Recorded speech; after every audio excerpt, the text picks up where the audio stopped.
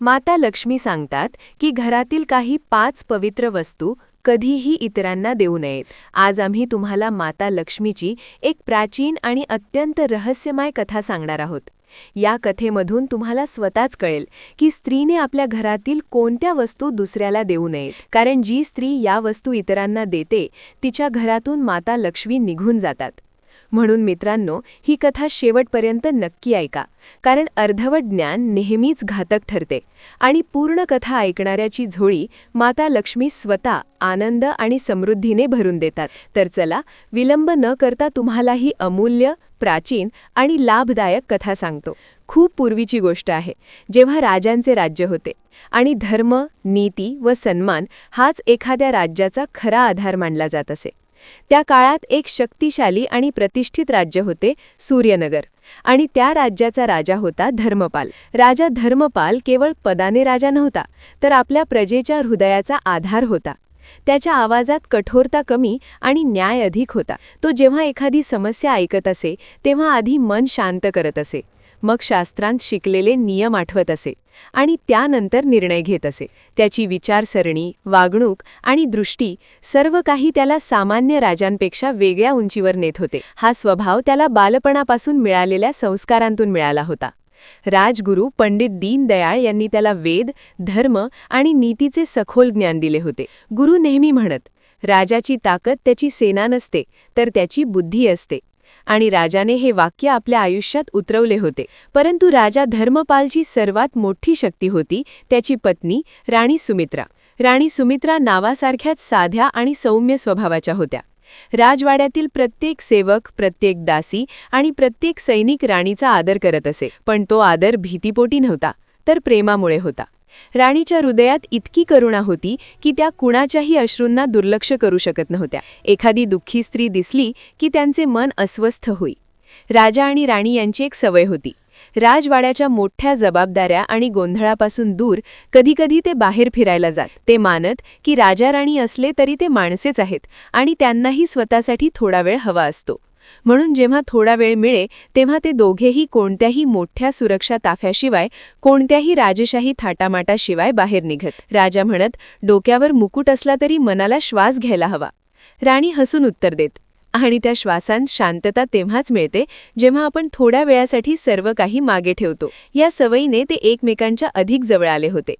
त्या दिवशी ही सकाळ साधी, शांत आणि आशेने भरलेली होती. राजाला बरीच कामे होती, पण त्याने ठरवले की सकाळचा थोडा वेळ राणीबरोबर घालवावा. त्याने राणीला सांगितले की आपण थोडा वेळ बाहेर फिरून येऊ. राणी तयार झाल्या. त्यांच्या चेहऱ्यावर थकवा होता आणि राजा ते चांगलेच ओळखत होता. त्याने 2 घोडे तयार करण्याचा आदेश दिला आणि दोघे राजवाड्याबाहेर निघाले. राजवाड्याबाहेरील रस्ता नेहमीप्रमाणे शांत होता. प्रजा राजाला पाहून नम्रपणे वाकत होती आणि राजा सर्वांना हसून आशीर्वाद देत होता. राणी ही लोकांकडे पाहून मान हलवत होती. वाटेत दोघांमध्ये हलकी फुलकी चर्चा चालू होती, राजवाड्याच्या कामांची, छोट्या चिंता आणि काही अशा गोष्टींची ज्या त्यांना हसवत होत्या. पण या शांत दिवसात एक असा वळण लपलेले होते ज्याची कल्पना ना राजाला होती ना राणीला. थोडे पुढे गेल्यावर राजाचे लक्ष अचानक रस्त्याच्या कडेला बसलेल्या एक स्त्रीकडे गेले. ती जमिनीवर वाकून बसली होती. केस विस्कटलेले होते. चेहऱ्यावर दुःखाच्या खोल रेषा होत्या. असे वाटत होते की अनेक दिवसांपासून तिने नीट जेवण केले नाही, झोपलेली नाही.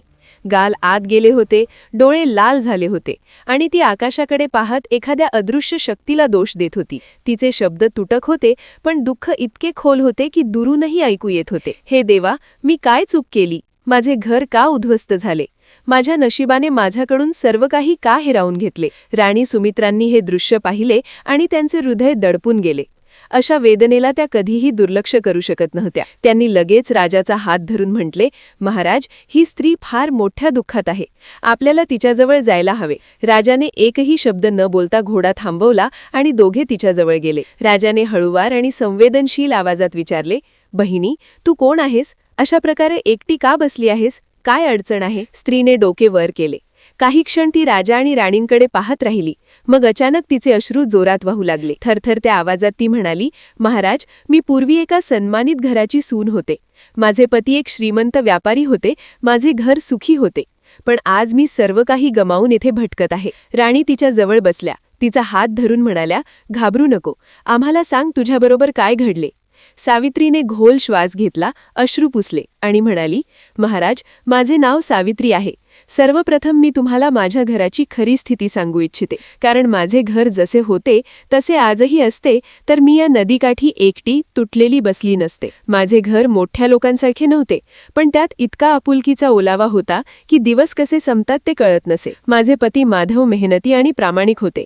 त्यांच्यात फसवणूक नव्हती, फक्त कामावरचा विश्वास होता. सकाळी ते व्यापारासाठी निघताना माझ्या डोक्यावर हात ठेवून म्हणत, सावित्री, घराची जबाबदारी तुझ्यावर आहे. तू आहेस म्हणून घर आहे. माझी सासू यशोधरा थोड्या कडक होत्या, पण त्यांच्या कडकपणातही आईसारखी काळजी दडलेली होती. त्यांचा नियम होता की प्रत्येक वस्तूची जागा ठरलेली असावी. घरातील वस्तू घरातच राहाव्यात आणि घराचे संस्कार तुटू नयेत. मी त्यांच्या प्रत्येक गोष्टीचे पालन करत असे आणि कधीकधी वाटत की त्या जरा जास्तच काळजी घेतात, पण तरीही आमचे घर आनंदी होते. इतके आनंदी की काही बदल होऊ शकतो असे आम्हाला वाटतही नव्हते. ती थोडा वेळ थांबली, जणू मनात उरलेल्या सुखाकडे शेवटचा कटाक्ष टाकत होती. मग पुढे म्हणाली, महाराज, आमच्या घरात कधीही कमतरता नव्हती. स्वयंपाकघरात नेहमी धान्य भरलेले असे. सकाळची पहिली पोळी गाईला दिली जाई आणि रात्रीची शेवटची पोळी देवाला अर्पण केली जाई. सणावाराला दिवे, पाहुण्यांची वर्दळ, मुलांचे हसणे, सर्व काही सुंदर आयुष्यासारखे वाटत असे. मला वाटत असे हे सुख कधीच संपणार नाही. पण मध एकामागोमाग एक काही घटना घडू लागल्या, ज्या त्यावेळी मला साध्या वाटल्या, पण आज समजते की त्या साध्या नव्हत्या. सावित्रीचा आवाज आता जड झाला होता, पण ती कठेत पूर्णपणे गुंतली होती. एक सकाळी माझ्या दाराशी पहिली स्त्री आली, विमला. तिचा चेहरा म्लान होता, डोळ्यात रात्रभराचा थकवा होता. मी दार उघडले आणि विचारले, बहिणी, काय झाले? तू इतकी घाबरलेली का आहेस? ती रडत म्हणाली, सावित्री बहीण, आज सकाळी माझ्या स्वयंपाकघरात आग लागली. माझा चकलाबेलन जळून गेला. मुले उपाशी बसली आहेत. तू 2 दिवसांसाठी तुझ्या चकलाबेलन देशील का? नवीन बनवून घेताच परत देईन. मी तिला आत बोलावले आणि विचारले, तुझ्या घरी आग कशी लागली? कुणाला दुखापत तर झाली नाही? ती अश्रू आवरत म्हणाली, थोडीशी भाजले आहे, पण आता जेवण कसे बनवू? तूच माझा आधार आहेस. तिचे दुःख पाहून माझे मन वितळले. मी तिला चकलाबेलन दिला. त्यावेळी मला वाटले की मी योग्य काम केले आहे. कुणाच्या मुलांची भूक भागत आहे. मला वाटले नाही की घरातून इतकी महत्वाची वस्तू बाहेर देणे काही अडचण निर्माण करेल. सावित्रीने खोल श्वास घेत दुसरी घटना सांगितली. 2 दिवसांनी दुसरी स्त्री आली, सरिता. ती घरात येताच म्हणाली, सावित्री बहीण, माझ्यावर मोठे संकट आले आहे. माझा तवा फुटला आहे. घरात काहीही शिजवता येत नाही. तू तुझा तवा 1 दिवसासाठी देशील का? मी विचारले, कसा फुटला? ती म्हणाली, रात्री घाईत थंड पाणी पडले आणि तो तुटला. नवरा मजुरीवरून येईल, त्याला जेवण हवे. तूच मदत करू शकतेस. तिच्या आवाजात इतकी लाचारी होती की मी नकार देऊ शकले नाही. मी तिला तवा दिला. मला वाटले छोटीशी मदत आहे, काय फरक पडणार? मग ती तिसऱ्या घटनेवर आली. काही दिवसांनी चंदा माझ्या दारात आली. ती घाईत होती आणि म्हणाली, बहीण, माझी झाडू तुटली आहे. घर साफ झालेले नाही. आज साफसफाई न करता बसणे मला बरे वाटत नाही. तू तुझी झाडू मला देशील का? उद्या परत देईन. मी विचारले, झाडू कशी तुटली? ती हसून म्हणाली, मुले खेळताना तोडली. त्यांची काय चूक? मला फक्त आजसाठी हवी आहे. मला तिची अडचण लहान वाटली. मी म्हणाले, घे, काम भागव. ती आनंदाने झाडू घेऊन म्हणाली, तुझे मन खूप चांगले आहे. त्यावेळी मला वाटले की मी शेजारणीची मदत करत आहे. सावित्री आता भावूक होत होती. त्यानंतर सणाच्या 1 दिवस आधी बेला आली. लाजत म्हणाली, सावित्री, मला एक गोष्ट सांगायची होती पण हिंमत होत नव्हती. माझ्या जावेची लग्न आहे. सर्व नातेवाईक येणार आहेत. माझ्याकडे चांगले दागिने नाहीत. तू तुझे कंगण फक्त 2 दिवसांसाठी देशील का? मी म्हणाले, अरे बहीण, आधी का नाही सांगितलेस? ती म्हणाली, तू नकार देशील याची भीती वाटत होती. तिचा चेहरा पाहून वाटले की तिचे मन खूप दुखावले आहे. मी माझे आवडते कंगण काढून तिला दिले. तिला खूप दिलासा मिळाला. मला वाटले की मी एका स्त्रीचा मान वाचवला. सावित्रीने 5व्या स्त्रीचा उल्लेख केला. शेवटची उमा संध्याकाळी आली. तिचा आवाज थरथरत होता. ती म्हणाली, बहीण, माझी मुले आजारी आहेत. रात्री त्यांना दूध द्यायचे आहे. दुकाने बंद आहेत. थोडे दूध देशील का? फक्त आजच्या रात्रीसाठी. मी विचारले, इतर कोणाकडे मागितलेस का? ती म्हणाली, बहीण, सगळ्यांकडे कमी आहे. तुझ्या घरची स्वयंपाकघरच आठवली. मी विचार न करता एका भांड्यात दूध भरून तिला दिले. त्यावेळी मला फक्त एका आईची मजबुरी दिसत होती. बोलता बोलता सावित्रीचा आवाज मंद झाला. महाराज, या 5ही स्त्रियांना मी जे मागितले ते दिले. त्यावेळी मला वाटले की देणारा माणूसच मोठा असतो. पण त्या 5 दिवसानंतर माझ्या घराचे वातावरण हळूहळू असे बदलू लागले जे कधीच झाले नव्हते. सर्वप्रथम स्वयंपाकघरावर परिणाम दिसला. जिथे नेहमी पोळीचा सुगंध दरवळत असे, जिथे चूल पेटताच घराचे हृदय धडधडू लागे, तिथे अचानक काम बिघडू लागले. पीठ नीट मळले जात होते, पण पोळ्या फाटू लागल्या, तव्याला चिकटू लागल्या आणि सासूबाई चिडून म्हणाल्या, सावित्री, इतका काळ घरात असूनही तुझे हात का डगमगत आहेत? मी गप्प राहत असे, कारण मला स्वतःलाच कळत नव्हते की माझे स्वयंपाक करण्याचे कौशल्य अचानक कसे बिघडले. आधी रे अन्न सुगंधी असायचे, ते आता बेचव वाटू लागले. मला वाटले कदाचित माझीच चूक आहे, कदाचित मी थकले आहे. पण गोष्ट इतकी साधी नव्हती. ती पुढे म्हणाली, यानंतर माझ्या पतीच्या व्यापारात बदल होऊ लागला. आधी लोक स्वतःहून करारासाठी येत असत, पण अचानक ग्राहक कमी झाले. बाजारात त्यांच्या धान्याबद्दल कुजबूज सुरू झाली. गुणवत्ता पूर्वीसाठी राहिली नाही. माधव घरी आले की अस्वस्थ दिसत, कपाळावर आठ्या पडलेल्या. मी विचारले, काय झाले? तर ते म्हणत, काही नाही सावित्री, फक्त वेळ ठीक नाही चालला. पण मला माहीत होते की ही फक्त वेळेची गोष्ट नाही. काहीतरी असे होते जे दिसत नव्हते, पण आमच्या घराच्या मुळांमध्ये शिरले होते. सासूबाई ही पूर्वी शांत होत्या, पण आता नेहमी देवघरात बसून मंत्र म्हणत. एक दिवस मी विचारले, आई, तुम्ही चिंतेत दिसता. खूप वेळानंतर त्यांनी माझ्याकडे पाहून म्हटले, सावित्री, मला वाटते आपल्या घराची बरकत कमी झाली आहे. मी विचारले, कशी? त्या म्हणाल्या, पूर्वी स्वयंपाकघराची चूल आपोआप जोरात पेटत असे, आता आगही विझते. हे चांगले लक्षण नाही. त्यांचे शब्द ऐकून मी फक्त एवढेच म्हणाले, आई, सर्व ठीक होईल, काळजी करू नका. पण मनात मलाही वाटू लागले होते की काहीतरी बिनसले आहे. हळूहळू घरातील नातीही बदलू लागली. सासूबाई लहान सहान गोष्टींवर नाराज होऊ लागल्या. पती लवकर रागवू लागले. माझ्या हातून एखादे काम बिघडले की मला वाटायचे की त्यात माझीच चूक आहे. एक दिवस घराच्या दालनातला पितळी घडा पडून फुटला. तो घडा अनेक वर्षांपासून होता, कधीच फुटला नव्हता. त्या दिवशी सासूबाईंनी म्हटले, हे शुभ नाही. आणि त्यांच्या चेहऱ्यावर मला एक भीती दिसली. ती भीती मला समजत नव्हती. मला वाटले की आईजी अंधश्रद्धेकडे झुकत आहेत. पण आज मला कळते की त्या खूप काही पाहत होत्या जे मी पाहू शकले नाही. हळूहळू पैशांची अडचण सुरू झाली. व्यापार कमी झाला, खर्च वाढला. पूर्वी कपडे, पूजेची सामान, रोजच्या वस्तू सहज मिळत असत. आता प्रत्येक गोष्ट विचार करून घ्यावी लागत होती. पती गप्प राहू लागले. आधी रात्री हसत खेळत बोलत असत, आता फक्त झोपून विचार करत राहायचे. मी विचारले, मी काही मदत करू का? तर ते चिडून म्हणाले, तुला काय कळणार? व्यापार हा पुरुषांचा विषय आहे. हे शब्द त्यांनी पहिल्यांदाच बोलले होते. आधी ते असे कधीच बोलत नसत. मला वाटले ते तणावात आहेत. ती पुढे म्हणाली, महाराज, सर्वात विचित्र गोष्ट म्हणजे घराचे वातावरण जड झाले होते. जणू हवेतही उदासी भरली होती. मी सकाळी उठून सर्व ठीक करण्याचा प्रयत्न करत असे. देवघर सजवत असे, स्वयंपाकघर स्वच्छ करत असे, सर्वांसाठी चांगले अन्न बनवत असे. पण तरीही असे वाटत असे की घराची ऊर्जा कुठेतरी हरवली आहे. जणू कुणीतरी घराचा उजेड शांतपणे बाहेर नेऊन टाकला आहे. मी जितका प्रयत्न करत होते तितके सगळे बिघडू लागले. सावित्रीच्या स्वरात खोल वेदना उतरल्या. एक दिवस तर अशी वेळ आली की माझे पती माधव मला म्हणाले, सावित्री, घरची परिस्थिती अचानक इतकी का बिघडते आहे ते मला कळत नाही. जणू आमच्या घरावर कुणाची तरी नजर लागली आहे. मी त्यांच्या शेजारी बसले आणि शांत स्वरात म्हणाले, सगळं ठीक होईल. पण आतून मी स्वतःच घाबरायला लागले होते. मला वाटत होते, कुठे माझ्यातच काही उणीव तर नाही ना? मी काही चूक तर केली नाही ना? आता तिच्या डोळ्यात पुन्हा अश्रू भरून आले. महाराज, ही तर फक्त सुरुवात होती. जसजसा वेळ जात गेला तसतसं माझं घर ज्या पायावर उभं होतं तोच पाया हादरू लागला. आणि मी दररोज रात्री देवाला विचारत राहिले, माझ्याच घराबरोबर असं का होत आहे? पण कुठूनच उत्तर मिळत नव्हतं. सावित्रीने एक दीर्घ श्वास घेत आपली कथा पुढे सुरू केली. महाराज, 5ही स्त्रियांना वस्तू दिल्यानंतर काहीच दिवसांत माझ्या घराचं वातावरण विचित्रपणे बदलू लागलं. सुरुवात फारच लहान होती. इतकी लहान की मी तिच्याकडे लक्षही दिलं नाही. स्वयंपाकघरात अन्न बिघडू लागलं. भाकऱ्या फुटू लागायच्या, तव्याला चिकटायच्या आणि सासूबाई ते पाहून नाराज व्हायच्या. आधी मी हसत म्हणायचे, कदाचित लक्ष राहिलं नसेल. पण हळूहळू मला जाणवू लागलं की माझाच हात खरोखर थरथरायला लागला आहे. जे काम मी रोज सहज करत असे ते अचानक एखाद्या कोड्यासारखं कठीण वाटू लागलं. यानंतर माझ्या पतींच्या व्यवसायात घसरण सुरू झाली. जे ग्राहक आधी स्वतःहून आमच्या घरी धान्य घ्यायला यायचे ते आता दूर राहू लागले.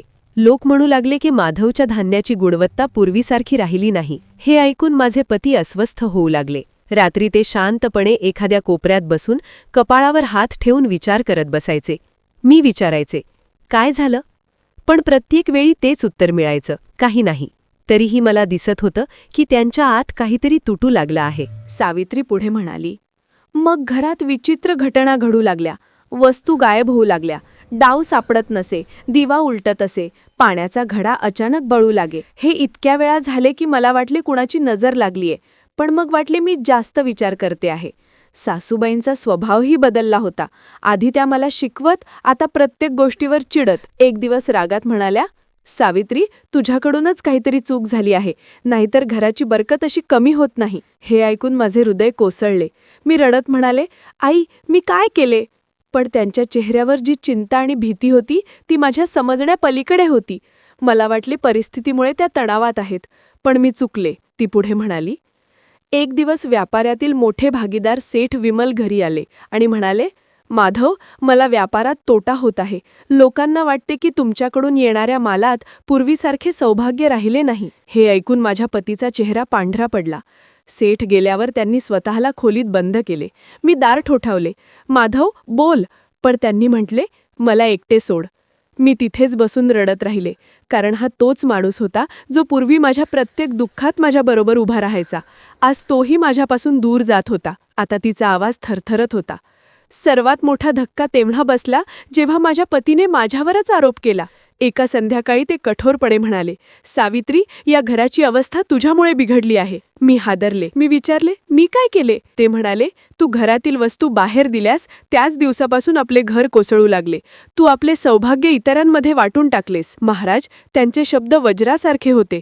मी थरथरत म्हणाले, माधव, मी तर फक्त मदत केली होती. पण ते म्हणाले, मदत करण्यापूर्वी तुला आपले घर पाहायला हवे होते. त्यांच्या डोळ्यातला राग मला चिरून गेला. सासूबाईही मला दोष देऊ लागल्या. सावित्री, तू घराचे संस्कार मोडलेस. मी रडत राहिले, पण कुणीही माझे ऐकले नाही. ती वेदनेने म्हणाली, त्या रात्री माझ्या पतीने माझा हात धरून म्हटले, सावित्री, तू काही काळासाठी माहेरी जा. परिस्थिती ठीक होईपर्यंत इथे राहू नकोस. मी रडत म्हणाले, मला पाठवू नका. हे माझे घर आहे. पण त्यांनी रागाने माझा हात सोडवला आणि मला दाराबाहेर ढकलले. मी रात्रभर तिथे बसून राहिले, पण कुणीही दार उघडले नाही. सकाळी मी निघाले. दिशाही माहीत नव्हती, आधारही नव्हता. आणि प्रत्येक पावलावर एकच प्रश्न, माझी चूक काय होती? सावित्रीच्या डोळ्यातून अश्रू वाहायला लागले. महाराज, चालता चालता मी या नदीकाठी आले. थकले होते, पूर्णपणे तुटले होते. मी देवाला विचारले, माझ्याबरोबर असे का केले? आणि मी रडत राहिले तोपर्यंत तुमची छाया माझ्या समोर उभी राहिली नाही. आज मी तुमच्या समोर आहे कारण मला पहिल्यांदा वाटते की कदाचित कुणीतरी मला सांगेल की माझ्या घराचा नाश का झाला. इथे राजा धर्मपालला सर्व समजले. 5 वस्तू, 5 दान आणि त्यानंतर आलेले 5 दिशांचे दुर्भाग्य सर्व एकमेकांशी जोडलेले होते. राजा धर्मपाल सावित्रीचे बोलणे शांतपणे ऐकून काही क्षण ध्यानस्थ बसले. राणी सुमित्रांनी त्यांच्या खांद्यावर हात ठेवला. मग राजा शांत पण ठाम आवाजात म्हणाला, सावित्री, आता तुला हे जाणून घेण्याची वेळ आली आहे की तुझ्या घरात जे दुःख, दारिद्र्य आणि तुटणं आलं त्याचे खरे कारण काय होते. तू 5 वस्तू 5 स्त्रियांना दिल्यास. स्वयंपाकघरातील साधने, चकला, बेलन, तवा, झाडू, दागिने, दूध आणि मीठ. या वस्तू दिसायला साध्या आहेत, पण त्या घराच्या बरकतीशी, ऊर्जेशी आणि समृद्धीशी जोडलेल्या असतात. जेव्हा या वस्तू घरातून बाहेर जातात तेव्हा फक्त वस्तूच नाही जात, तर घराची शुभशक्तीही निघून जाते. तुझे मन स्वच्छ होते, तुझी नियत चांगली होती. पण नियम नियत पाहत नाहीत, ते ऊर्जा पाहतात. आणि त्या ऊर्जेचा ऱ्हासच तुझ्या घरात सर्व बदल घेऊन आला. तिचे तोंड थक्क झाले. ती म्हणाली, महाराज, मला हे कोणीही कधी सांगितले नाही. माझ्या कल्पनेतही नव्हते की माझी मदत असे परिणाम आणेल. राजा म्हणाला, चूक नेहमी जाणून बुजून होत नाही. तू अज्ञानात केलीस म्हणून तू दोषी नाहीस. दोष त्या नियमांचा आहे जे तुला आधी सांगितले गेले नाहीत. हे ऐकून सावित्रीचे डोळे भरून आले, पण पहिल्यांदाच तिचे मन थोडे हलके झाले. मग राजा म्हणाला, सावित्री, आता चल तुझ्या घरी. हे ऐकताच ती घाबरली. हात जोडून म्हणाली, नको महाराज, मला परत पाठवू नका. माझे पती मला स्वीकारणार नाहीत. त्यांनी मला ढकलून बाहेर काढले आहे. मी परत जाऊन काय करू? तिचा आवाज तुटला. राणी सुमित्रांनी तिचा हात धरून म्हणाल्या, सावित्री, तुझे घर तुझा अधिकार आहे आणि राजा तुझ्याबरोबर असताना कोणातही तुला नाकारण्याची ताकद नाही. पण सावित्री म्हणाली, महाराणी, माझे पती आता माझ्यावर प्रेम करत नाहीत. त्यांनी मला दोष दिला, घराबाहेर काढले. मी परत गेले तर ते मला अजून अपमानित करतील. राजाने तिच्या डोळ्यात बघून ठामपणे म्हटले, सावित्री, जेव्हा सत्य बरोबर असते तेव्हा अपमान होत नाही. मी सत्य जाणले आहे. आता मी स्वतः तुझ्या पतीला समजावीन. तू फक्त माझ्यावर विश्वास ठेव. राजाच्या आवाजात अशी दृढता होती की सावित्रीचा भीतीचा बांध थोडा सैल झाला. मग राजा धर्मपाल, राणी सुमित्रा आणि सावित्री तिघेही तिच्या घरी निघाले. वाटेत सावित्रीची पावले थरथरत होती. श्वास वेगाने चालला होता, पण ती चालत होती. जणू घरात परत जाण्याची भीती आणि सत्यासमोर उभे राहण्याचे धैर्य तिच्यात झुंजत होते. जेव्हा ते तिच्या घरी पोहोचले तेव्हा आत एक थकलेला, मोडलेला माणूस डोके धरून बसला होता. राजा धर्मपालला पाहताच तो घाबरून उभा राहिला आणि त्यांच्या पायांवर पडला. महाराज, माझ्या घरी येऊन मला धन्य केले. काय आज्ञा आहे? राजाने त्याला उचलून म्हणाले, आज्ञा नाही, सत्य सांगायला आलो आहे. माधवची नजर सावित्रीवर पडली. तो क्षणभर स्तब्ध झाला. डोळ्यात जुनी निराशा होती. तो म्हणाला, तू परत का आलीस? राजा पुढे आला आणि म्हणाला, माधव, तू आपल्या पत्नीवर जो आरोप केला तो अज्ञानातून केला. पण आता ऐक, तुझ्या घरात जे दुर्भाग्य आले त्याचे कारण काय आहे ते मी सांगतो. तुझ्या पत्नीने कोणतेही पाप केले नाही. तिने फक्त दया दाखवली. पण तिने ज्या वस्तू दिल्या, स्वयंपाकघरातील साधने, झाडू, दागिने, संध्याकाळचे दूध, या साध्या नाहीत. त्या घराची ऊर्जा, अन्न, स्त्रीतेज आणि समृद्धीचे प्रतीक आहेत. त्या बाहेर गेल्यावर घराची शुभशक्तीही निघून जाते. तुझे पाहिलेले घसरण, कलह, अन्नाची कमी, मानसिक अशांती हे सगळे त्याचेच परिणाम आहेत. माधव थरथरला. त्याच्या डोळ्यात पाणी आले. तो म्हणाला, महाराज, मी हिला दोष दिला, घराबाहेर काढले आणि तिला तर काहीही माहीत नव्हते. तो सावित्रीसमोर गुडघ्यावर बसला. सावित्री, मला माफ कर. तू घराची बरकत नव्हे, घराची शान होतीस. सावित्री रडली, पण त्या अश्रूंमध्ये भीती नव्हती, तर वर्षानुवर्षाचे ओझे हलके झाल्याची भावना होती. राजा म्हणाले, खरा घर तोच जिथे चुकांवर शिक्षा नाही तर समजून सुधार केला जातो. आजपासून नवी सुरुवात करा. आणि त्या क्षणी ते घर पुन्हा श्वास घेऊ लागले. मित्रांनो, ही माहिती तुम्हाला आवडली असेल तर कमेंटमध्ये जय माता लक्ष्मी लिहा. व्हिडिओ लाईक, शेअर करा आणि चॅनलला सबस्क्राईब करा. तुमचा पाठिंबा हीच आमची खरी ताकद आहे.